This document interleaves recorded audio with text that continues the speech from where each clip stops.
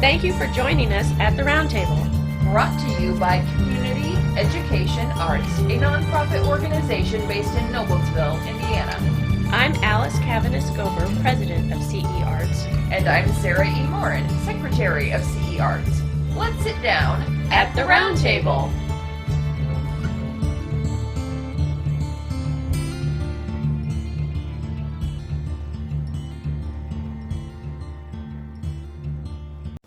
I'd like to remind you a little bit about our NICE project. Our NICE project is always based upon classic literature. There's always going to be unavoidable issues that come with the study of literature, with intolerance, prejudice, discrimination, racism, gender bias, domestic abuse, as well as problematic social inequalities due to the class systems and patriarchal dominance. Our project's goals are to breathe new life into the classics by encouraging critical thinking, in-depth discussions of themes and issues in the works selected, and to invite you to experiment with your creativity. With these goals in mind, we'll do our best to discuss any unpleasant and discomforting aspects of our book choices, with understanding the cultural context of the times in which they were written and the periods in which the stories are set, and a consciousness of how these books relate to today. The books we're studying this year are Gone with the Wind by Margaret Mitchell, Dracula by Bram Stoker, Little Women by Louisa May Alcott, and Jane Eyre by Charlotte Bronte. To further our little recap a little bit, we've already discussed racism, prejudice, intolerance, and discrimination in all four of our selected books, and we've looked at structure and its impact in each book. Now let's talk about isolation and othering, which is such an interesting word. I like that.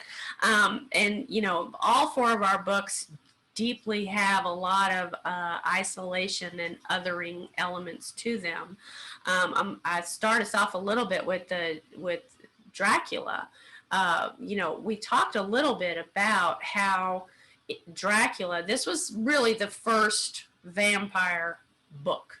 There was one before it, but this is the one that took, you know, pop culture by storm at the time it was published, and from which flows all other vampire lore, legend, books, films, everything since. Would we agree to that? I definitely think it was the big one. Yeah.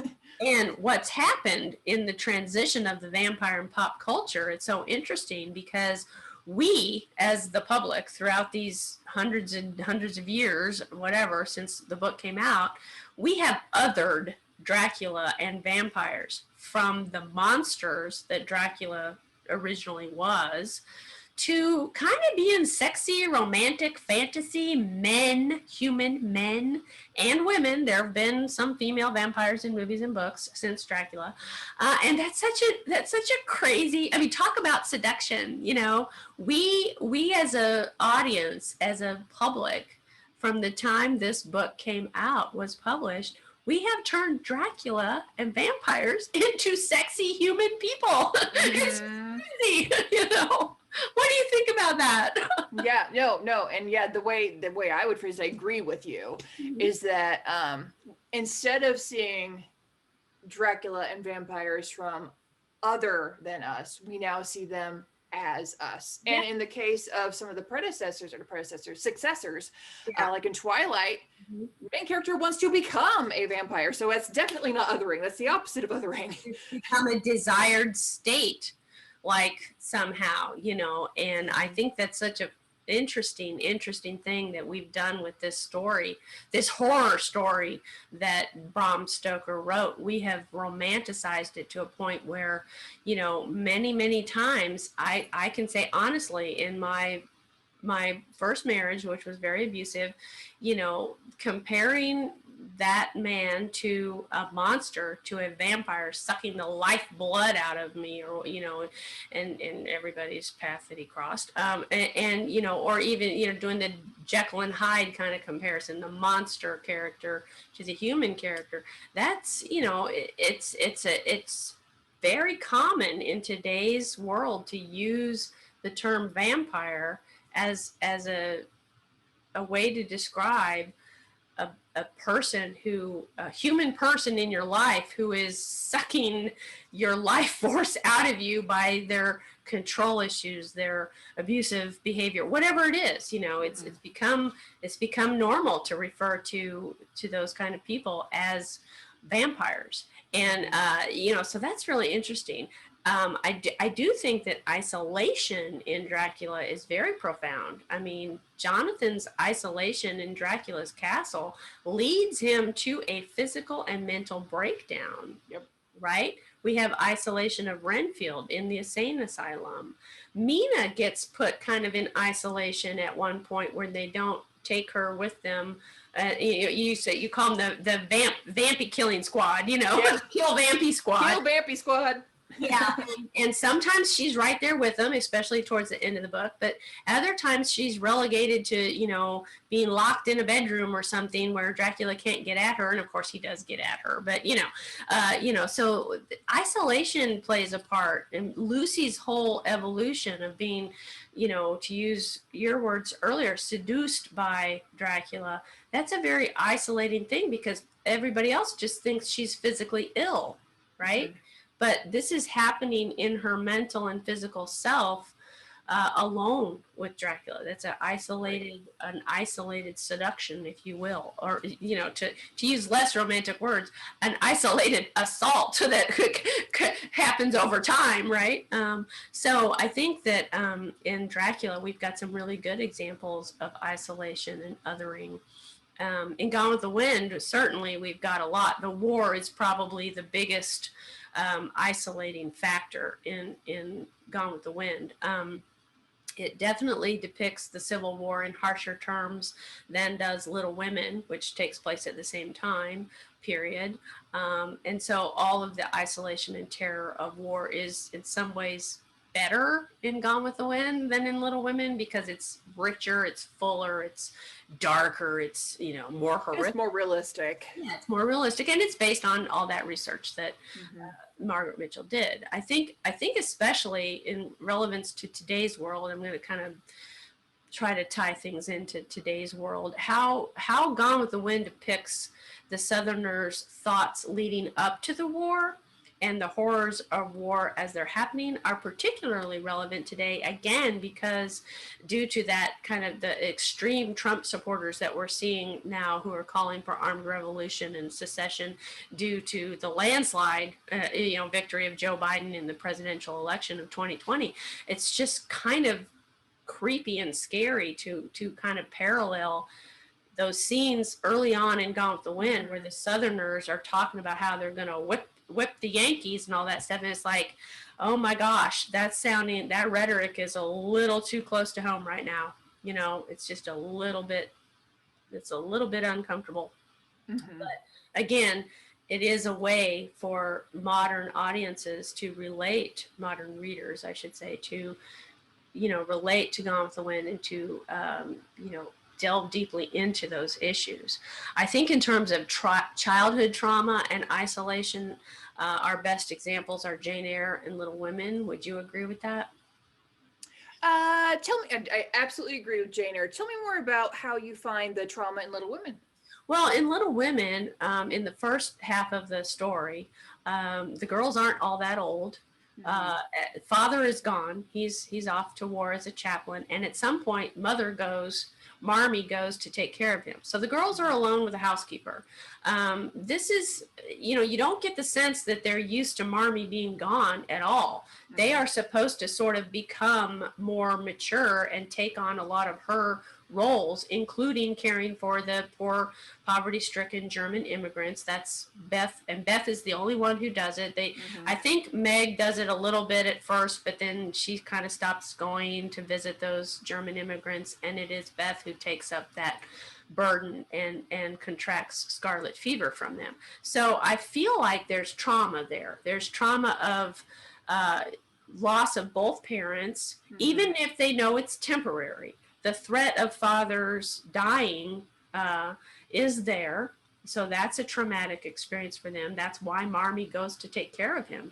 They think he's going to die, the fact that he survives is great and he gets to come home and all that, but there's times in their young lives, especially for Beth and for Amy, they are the two younger sisters, that these are very traumatic experiences. And when Beth is ill from scarlet fever, that is so traumatic for all of them. She is at death's door before they send for Marmee to come home, and it turns out that Laurie had sent for her a little earlier, thank God, so she can get there in time and everything. But I mean, there are some very, very poignant, traumatic things that these girls go through.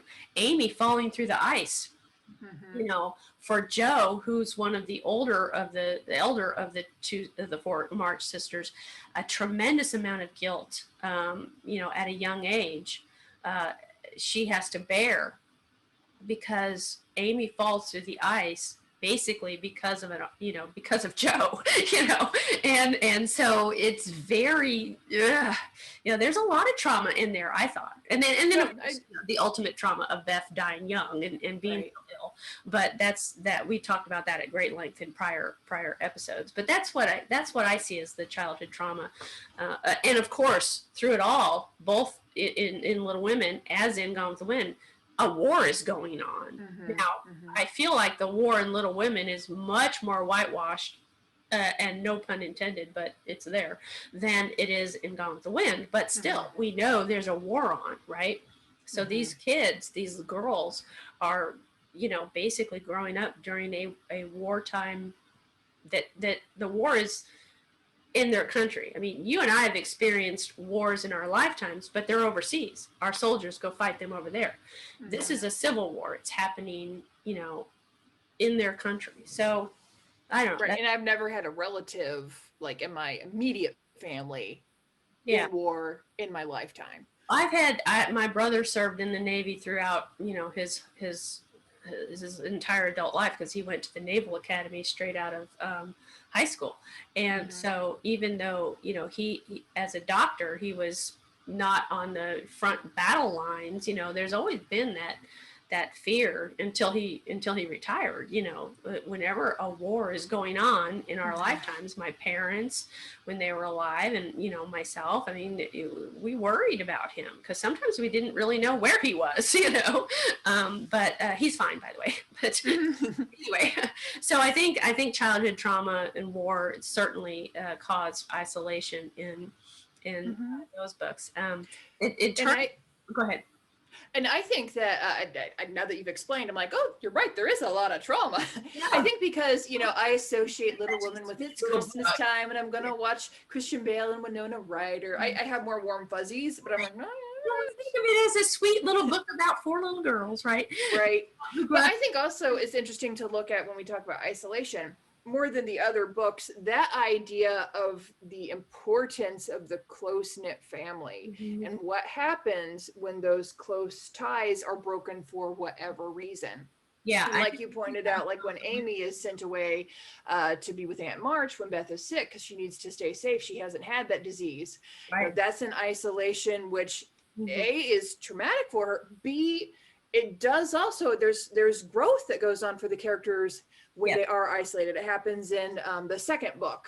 Yes. Because we know Little Women is two books put into one. So when they're more, young adults, right. We see that Jo goes to New York and that isolation causes her to grow. So when she comes home and rejoins the family, there has been that growth and she can be an even stronger member of the family. Same thing with Amy when she's off in France. Right. So I think that idea of the isolation and the rejoining after the isolation are particularly interesting in Little Women. I think so too. And I think especially for Jo and Amy's characters, because they symbolize leaving or being gone when Beth dies.